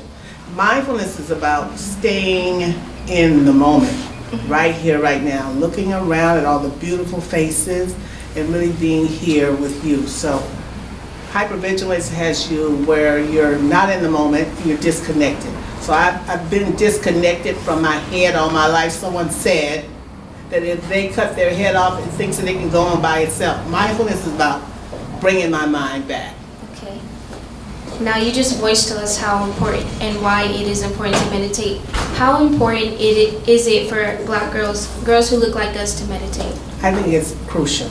I think that it's a lot of stuff that's been put in our heads that we need to empty and really know who we are. Right. Sometimes a form of mindfulness is also, recognizing, which is under the umbrella of meditation as well, is really recognizing our ancestral heritage and our beauty and who we come from, that type of thing. So I think also in a world that I said earlier jokingly, but not really, that really doesn't like, like Kanye West, Bush doesn't like black people, that really doesn't like black people. I think with microaggressions and those expectations that we were talking about that are put on even young girls, that we were talking about from the Georgetown study, it is important that you bring yourself back into who you really are and walk in your shoes proudly, because the microaggressions are real. I'm always looking at ways in which I feel like I'm being attacked, if you will. Okay. And just a little personal story. I used to meditate in middle school because it helped me to clear my mind of the negative thoughts that I was taking in from people, from society, that I thought mattered. And the meditation helped me. So can you tell me how greatly does meditation really impact mental health? Well, it's very important. I'm kind of an evidence-based. I want to see evidence. And so one thing I was looking at is a school in San Francisco. It's a really hard area school where kids, they describe it. I believe it's on NBC, and I believe it's Lester Holt that did the interview. But what they did was they introduced mindfulness into the school. The principal at first was not on board. And this was a school that had a very high dropout rate. It also had, the attendance was very low, people did not come, and grades, people did very poorly in school. And as they introduced mindfulness into the school, I'm telling you, I love it, it just gives me chills. The dropout rate decreased, grades increased, grades, and the graduation rate increased. And so to see these kids in the middle of all of that, which is oftentimes where African Americans live, you know, we know that, here I go, I gotta watch myself, that ghettos are created, you know, hostile environments are created, that to have them in that, and to be able to mindfully overcome those situations, those obstacles is phenomenal. That's all I can say. I look at it a lot. Just remind me, because sometimes, you know, in that whole my head, and I don't pay attention, and I start getting overthinking and lose my. I gotta go back to things like that prove, okay, bring it back. Look what's happening. And as a result, you know, the kids have better opportunities because it's really about focusing. If you're distracted, how can you learn? Right. So it's huge. So a positive mindset and a focused mindset is a positive and focused life then. Yeah, focus for sure. Focus, and I think that in that you also have an opportunity to decide, you know, what is positive and what is negative. You know, I'm really of the mentality of, you know, just doing your life. I try, in other words, that's the other thing I guess I'm saying. Mindfulness is non-judgmental. So it's not positive or negative, it just is. And I think that that's huge. And when people meditate, how are they supposed to feel? Well, meditation is really about expansion. That's meditation part. And mindfulness is about staying in the moment. So for me, you know, like just crossing the street here, I had to be aware of the cars. Because if I was not aware of the cars, I could have gotten hit. So I would say overall, that's a pretty graphic example, but I would say, and I didn't realize how much I talk with my hands either, but here they go. Anyway, I would say it's crucial because this is the way I say it to myself. You know, when I lose my mind, I'm gone. And that's really how slave owners were able to, you know, control the masses. People would always talk about, you know, why don't you do this? And why there was so many of you, why didn't you? But if you got someone's mind, you got them. So mindfulness is about taking your own mind back and being present and being aware of who you are. Okay, I'm gonna be quiet now. No, keep going. Well, I was going to say that, you know, Harriet Tubman, for example, is, you know, I love the fact that she couldn't read, you know, all these things. Let me be clear, I know where I'm at. All these things that we think are important, you know, but her attention to what she was doing and being able to navigate and understand how to navigate that Underground Railroad and to take so many people to freedom is mindfulness. She would, and the other thing that's phenomenal about her is that she would have blackouts because she was hit in the head by an overseer intervening on someone else's behalf, got hit in the head and would have blackouts. But those people, you know, were so aware of who Harriet was and who they were going with that even as she passed out, nobody moved. And the other thing I thought was interesting about that too is that she had to sometimes use a gun to really help people overcome their fears because her mentality was such that, first of all, like if you go back, you put us all at risk. See, so black folks are collectives. We work together as a group. There was that part. The other part too is that how, even though it was miserable, their minds were such that I would rather go back where I knew it than to be free. Couldn't put their minds around that, you know? And so for her to have to, I remember reading that as an 8-year-old girl and thinking, why did she have to have a gun? But I understand that kind of fear, which is one reason why I practice mindfulness. It's all in the mind. I'm like, I'm going back. She's like, nope. Thank you so much, Monique. So is there anywhere where we can get in contact with you so we can pick your brain some more? Yes, my Instagram that I just got, because you guys see this gray hair on my head. So I just got it, and it says it is Restorative Social Justice. Restorative Social Justice. Somebody gave me that name. I was like, somebody who knows me. I said, that's a good name for you. I said, it sure is, because I always feel like Harriet Tubman. Thank you so much, Monique. Hi, I'm Latrice, and I'm here representing Fresno Black Girl Magic Project, and I'm here with Shakira, CEO and founder of Root Essentials Beauty. Okay. So if you could describe yourself in 3 words, what would they be? I would have to say I'm resilient, outgoing, and humble. Is there a reason you would choose those words? Yeah, because resilient, because as African American women in today's society, we go through a lot. It takes a lot for us to come out on top, but we're always just rolling with the punches and getting through. And outgoing because I don't mind speaking with people, meeting new people, connecting with my community, and humble because I'm definitely never too good to give back. Like, never gonna forget where I came from, where I started, or why. Okay, so why did you decide to make your business? Well, I've always been involved with the natural hair community, and I always love natural hair and all the products. And instead of buying someone else's products, I decided to make my own and build business for me and my family, me and my sister. Okay. So I see on your website that you have a couple of hair products, like the Rescalp drops. Are there more to come? Definitely.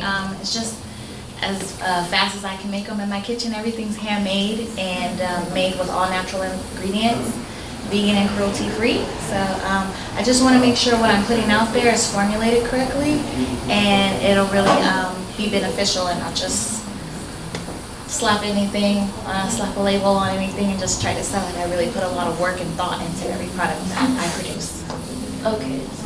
So why did you decide to do hair products of all things? Well, it was first a means of a way to connect with my community, with all the women in my life that I know. One thing we definitely have in common is our hair.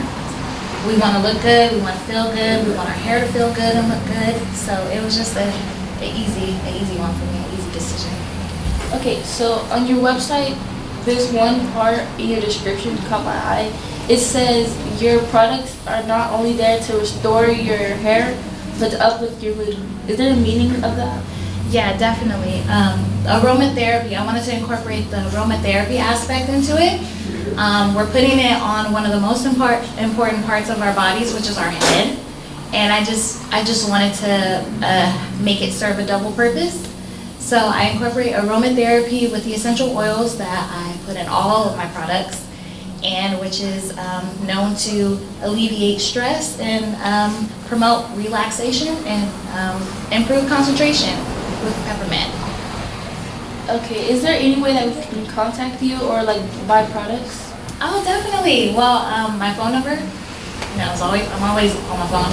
But also on Instagram, it's Root Essentials Beauty, at Root Essentials Beauty. And my website is up, it's rootessentialsbeauty.com. Thank you. Thank you.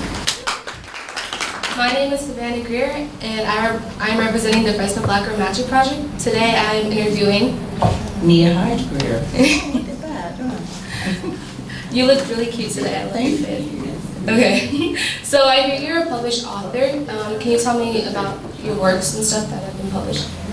Well, I'm a published author. My first book was Food for Life, and that came from just my love for cooking and sharing and gathering my family together. And they're always asking for recipes, so I created a cookbook.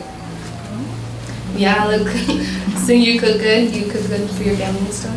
Well, I've always liked to cook and I like to experiment, so yeah, that was something that I wanted to do. That's cool. So would you say your family is a big thing that inspires your writing? My family and also just my heart for other people was what inspired a lot of writing. I journal a lot. And I just noticed a lot of issues going on, like young women and things I went through, and then not having a point or a reference point.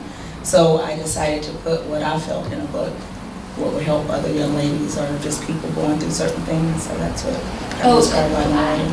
Oh, so you have a specific book for it? I have my first book was Food for Life. My second book is called Beauty from Brokenness. And I started with kind of like what you guys do here, journaling and interviewing and just having conversations with other women and people and taking little nuggets of what they taught me or what I learned along my journey, kind of taking roads less traveled and putting it all into a book. That's really beautiful. That's cool. I saw on your Instagram there's the hashtag raw, forever raw. Can you tell me more about that? Yes, so about 3 years ago, 4 years ago, I decided to take my business and become a nonprofit. So I'm a nonprofit organization. It's called Another Level Training Academy. And what I wanted to do, it's still a dream. I'm a hairdresser by trade. And so I was opening a beauty college. My daughter was my first, beauty college was my first student, apprentice for the program that I opened. And 2 years ago, I lost her to asthma, her and her baby, which was my granddaughter. She was 8.5 months pregnant.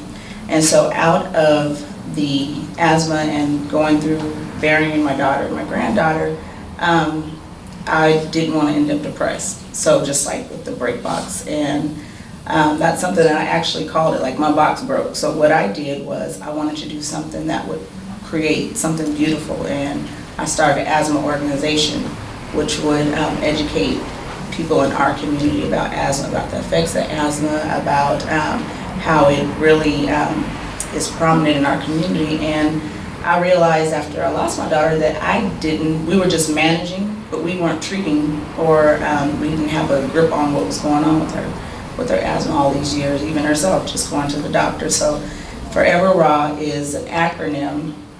The baby's name is Ricky A. Marie Webb. And her husband's name, the acronyms were RAW as well. So that was what she called herself. That was the name of her business. It was Raw Hair. So she sold hair and she was an entrepreneur as well. And so that is why I do the Forever Raw hashtag, to create the legacy, because she did leave 3 children behind as well. So that's why I do it. Wow, that's really cool. Yeah, and I'm a person that suffers from asthma too, and just hearing that, like, I didn't realize, like, that it can actually, like, be a big issue and stuff in your lives. Oh, yes. Right, yeah. So, how did you hear about the Fresno Black Girl Magic Project? So the Fresno Black Girl Magic Project was something that I had been seeing on social media, and I think I had met Jamila at a few functions, and it was just something that I was passionate about, and I was like, oh wow, I can't wait to participate with Jamila in something, because it's something that's done without not waiting for anybody else to give you permission to break the box, to express yourself. And it was something that I was really interested in, because as a young lady and growing up, I saw prominent women, or I saw women in business, but the platform hadn't been created to show me how to be what I wanted to be. I knew it was something I wanted to do, and I wanted to be successful, but there weren't any platforms to help me reach that my full potential. And this is something that I really love, because it's showing you young ladies how to become this woman that you might see and look up to. You might look at me and like, oh, she got it all together, or no, I was a teenage mom. I graduated from high school, I went to college, I dropped out of college. That was something I wanted to do. There were things I wanted to do, I knew what I wanted to do, didn't know how to do it, but I ended up becoming an entrepreneur because I knew I could do hair, I knew I could cook, I knew I could write. So these were things that I had these dreams, but I didn't have a platform or anybody to show me how to do it. So this is amazing what you guys are getting a chance to participate in, because women like myself who didn't have anyone to pour in and share, I'm able to come in and show you and give you create a template and show you that you do this with your creativity, with your passion, with your drive, and not letting anybody tell you can't do anything, you can do it. So that's why I'm here. Do you have advice that you can give us as we go on through the season, or just moving along through our lives? Advice about anything in particular? I'd probably just navigating through life and hardship and stuff. Yeah. Hardship. My heart goes out to this generation, because there's so many expectations put on you. There's so many labels, there's so many categories people try to put you in. And if you don't fit this, you're not this. And if you don't do this, you're not this. And that's such a lie. It's such a lie because I'm very passionate and I do what I want to do a lot of times. That probably has got me in a lot of trouble sometimes, but that is my thing. It's like, don't let anybody tell you what you can't do, because if your mind can conceive that thought, then you can accomplish it. If it's something that's put in you that you're passionate about, or that if you see something and you see a problem, then if you have the answer to that problem, then it's your job to solve it. And don't let anybody tell you you can't do something. So that's the thing, first of all, don't believe what somebody else tells you you can't do, because if you have the creative mind to think it, you have the ability to make it happen. Thank you. Do you have any place or platform that people can contact you on? Yes. So, like I said, Another Level of Training Academy, I have on social media, I am Nia Marie G1 on my Instagram. That's just my personal Instagram. But I have Inside Out Community Garden. I also I authored a concept that was accepted, and it's in the TCC, which is Transform Fresno, the Community Climate, Transform the Climate, so to reduce greenhouse gas emissions. And I have a garden that's at Sunset Garden. So Inside Out Community Garden, I have Forever Raw, or the Hive Asthma Awareness Foundation. It's the hivefoundation.org, and you can go on there, and I put up things like when we do our annual mosaic workshop, when I have different speakers come, I put up some of the things that they talk about. I write a blog sometimes on there. And what else? It's a lot. Oh, and then I have the book, Beauty from Brokenness, and that is the book of the journals that I had been taking and I've written down, and I finally published it. So, thank you. I'm accessible. We ready? Okay. All right, welcome back. This is the last leg of our live watch party, and we are thrilled that we have made it to the end. We talked to some amazing Black women. Oh my God, thank you. Thank you to Segment Vision. Thank you to Regina Simmons. Thank you to Digital Century Media. Thank you to B. Alexis Lexus Visuals. Thank you, who else was here doing filming? I can't even remember. Shout out to just everybody who came out today and supported us. We really appreciate you. So I'm gonna go ahead and pass the mic, and what we're talking about to wrap up today is basically how are we feeling? We've talked to many Black women, powerful women. They have imparted some things to us. How do we see ourselves in this organization, and how do we feel about it? Okay, who would like to go first? Okay. You have the mic.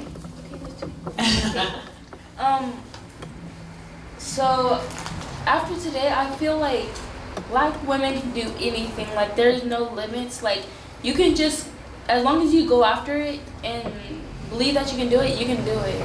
Like, there's no limits. Thank you. You want to introduce yourself? Tell us a little bit about yourself. I'm Latrice. Like stuff like me, like what? What do you want us to know about you? What do you want these girls to know about you? I want to be a neurosurgeon, and I'm like really interested in like the human body and the nervous system. Oh, okay. We're going to do an article on epigenetics, so maybe you want to help us write that. Cool. Thank you. Passing the mic. Hi you guys, my name is Jamie Harris, and I'm a senior at Sunnyside High School, and when I go to college I want to major in social work or sociology. I want to become a family specialist for foster youth, and today I learned so many things that empowered me and impacted my life, I feel like, because you see strong Black women in front of you on a daily basis in this program. Like, you just see so many women that's encouraging and that wants to see Black girls succeed. And I feel like that's just a major part of this program that I appreciate, and that what I love about it. And even the girls that I meet, like, I feel like it's just being able to create a sisterhood and be able to find long friendships. Nice, thank you.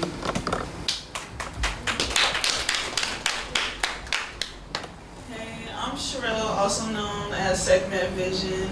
What I wanted to say, what I take from this is that this is such a beautiful experience, and even like at my age, I'm 24, like, it's beautiful seeing y'all come under me and, like, y'all have a platform to where y'all can come and y'all can express yourself in a positive, beautiful way, like, and showing how y'all embrace each other and show so much love, which is something I wasn't raised on. I've actually, like, learned that I'm someone who doesn't like hugging or touching, and I'm working on it and even working on complimenting and showing love to other sisters. And what's your name again? Sorry. Anissa, she showed me so much love today, and like I just love seeing that. You know what I look forward to with this. I hope to be like a big sister to you guys, because you know I'm into digital media and videography, photography, graphic design, all that stuff, and you know it's so taboo because you don't see too many black women in that field and showing that they can do it. And you know that's something that I didn't have to look forward to growing up. I had to find out that that's something that I was interested in. So that's something I look forward to. I look forward to like being around on many more of these projects and helping or just being a part of it. Thank you. Okay, hey everyone, my name's Ademi and I'm a senior at Edison. Today is my first day joining, but I feel like I'm very connected to everyone and I have a space where I can come and just be myself and not have to worry about, you know, changing how I act, or I can just be myself because we're all the same here.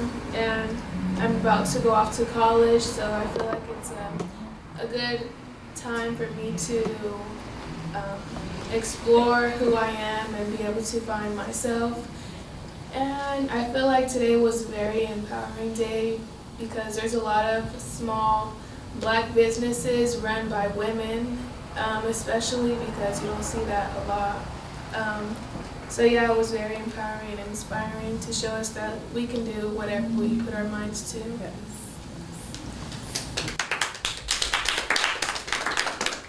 I'm Brianna. I go to Fresno City. My major is child development, and what I want to do with that is, well, I don't really know what I want to do yet. Maybe be a teacher, maybe be, you know, something involved with community outreach, but ultimately I just want to help people find themselves and realize that you're not what you're not who you started out as, you're who you finish as. And you know, the people along like that you meet, like, you know, this program, this project, you know, it helped me realize that I was in love, you know, just because, you know, just me seeing from an artistic view, you know, I just saw like, you know, there's no poets here, you know, and I feel like there's not a lot of journalists out there, and people that just find like, you know, the old aspect of art, media, and all that just from the ground up, and I just feel like it's been a great experience to be a part of this and to meet all of you and just find a community inside of this big world. Thank you. Hello, my name is Anissa. What I took away from this experience is that I was able to work on my soft skills of being able to speak on the platform over there in front of cameras and in front of people, because that's what my major is going to consist of, because I'm going to major in communications. So it also helped me with my soft skills of being able to speak in front of you guys and being heard. And so I feel like that's what all the other girls are doing here. We are being heard as like as our individuals. So that's what I want to say. Hi, my name is Mimi, and firstly I just want to say how grateful I am for the people who cared enough about me and my sister to bring us here so that we can fellowship with all these beautiful black females who are growing up and who have to learn how to walk in their skin. And thank you, Leela, for even having this project for us. One thing that I learned out of the many things today is how fortunate we are to be who we are, and how blessed we are to have these women who are already entrepreneurs pave like sort of a path for us, so we know that it's not something that we can achieve. Like, it is feasible. It is, if anyone can do it, it's us.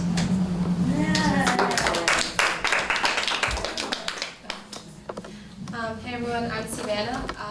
I was part of season 1 and now I'm part of season season 2. I think I've noticed that like I've grown a lot since season 1, but I still have a lot of more growing to do. What I learned from today is that like there's a lot of strong women in the world, and it's like amazing like actually seeing them and how successful they are instead of just hearing about it. It gives me like a sort of hope and inspiration for the future and stuff. And so yeah, that was really cool, and I really appreciated it. So yeah. Hi, I'm Astria, and today's my first day, but being here today, I learned a lot. I learned a lot about me and about a lot of Black females that can do what they want and what inspires them, and yeah. Hi, my name is Relasia, and I'm grateful to be here with a lot of young Black beautiful people because I learned today that not only can we do so much more, but we can actually we don't have any limits to what we can do because we all equally have the right to be who we want to be no matter what people say about us, especially like I'm gonna piggyback off someone said, we walk in our own skin in this world every day, and it's not easy, but we will get there no matter what people have to say about us. And I learned today that if you really want something, you have to go for what you want, because if you really did want it, you go for it.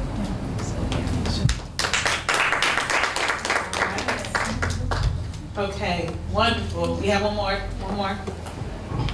We have 2. Oh, we have 2? My time for today, well, I thought it was like really amazing seeing all these Black females that are successful just in our community, and how they're supporting our project and getting to know the other girls, which was really nice. And like I think today was really inspirational, seeing like Black women can be successful, and it makes you want to like strive to be like that when you're older. Or now. Yeah. You don't have to wait. Hi, how you doing? Yes, she's a little shy. She said that's a hard pass for me.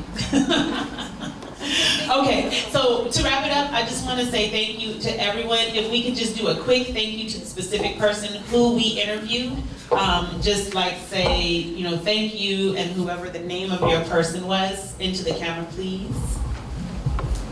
Who would like to begin? I'll go. Okay. Thank you, Sandra Hightower, for letting me interview you. You're such a wonderful, beautiful lady, and I hope you enjoy the rest of your evening or afternoon. Follow at Live and Joy. Follow at Live and Joy. Okay. Which one? This one? Either one. This one. Either one. Okay.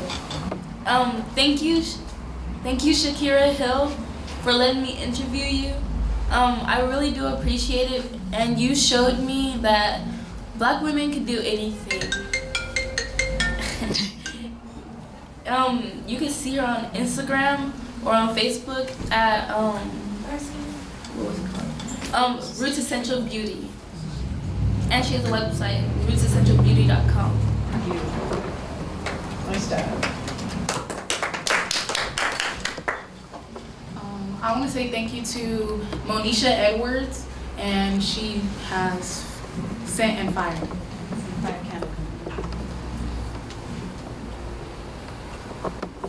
Thank you, Dr. Little, for coming out and speaking to all of us, and keep doing what you're doing. Thank you, Jamila, for having me on the set with you, for talking with you. I appreciate it. Thank you, Ms. Monique, for donating your time today, and we're excited to have you along our journey. At Restorative, follow her at Restorative Justice. On Instagram. On Instagram. Anybody else? And also like to thank Yoga of Corinne, and you can follow her at Yoga of Corinne. All right. Thank you to, thank you to, it's not on. It's fine. Thank you to Malkia Epiphania for having me today. It was really nice. And you can follow her on Facebook and Instagram at Malkia Epiphania. All right, so this is all our time, but we appreciate and we thank you for joining us today. This was our first ever watch party, and we will post all of the highlights and all of the recaps and updates, so you will be having your timeline flooded, and we're probably going to spam you a little bit. But we want you to continue to follow us. If you're not already, follow us on Facebook at Fresno Black Girl Magic Project when you're on Facebook, and then continue to follow us on Instagram. Please click the link in the bio for our GoFundMe, and please repost and share. We appreciate your likes, but we really need you to repost and share and to donate. Even if it's $5, we're trying to make our goal by December 17th. So keep it locked in with us. Have a good holiday weekend and take good care.